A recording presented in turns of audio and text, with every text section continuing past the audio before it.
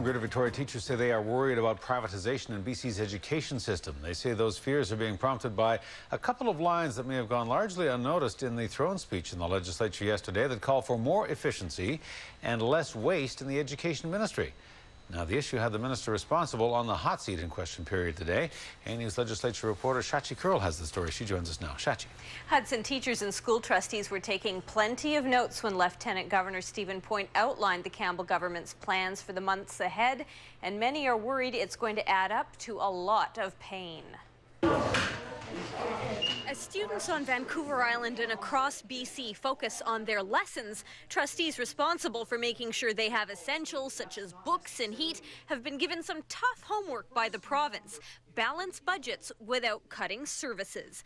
The Greater Victoria School District is facing a $4 to $5 million budget shortfall.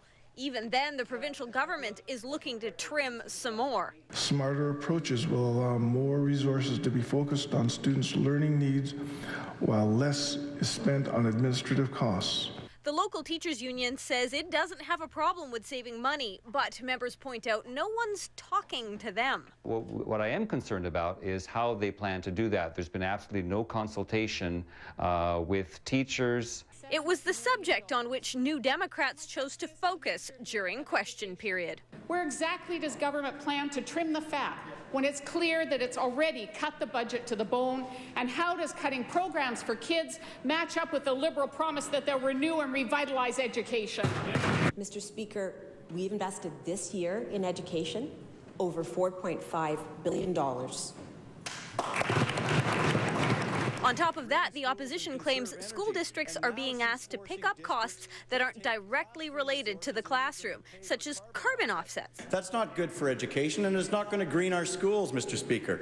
What the minister's actions will do is hurt our children's education with teacher layoffs and possible school closures in my district, Mr. Speaker. The carbon neutrality for government it's a priority for us. We discussed this with school districts. School districts had the option, and they've all chosen to do this. They've all chosen to sign on, in return for which they will have their carbon tax refunded. The Campbell government points out it can only spend so much money. It all comes to a head next month when the province reveals how much of that money will go to education and districts reveal how much they'll have to trim to make ends meet.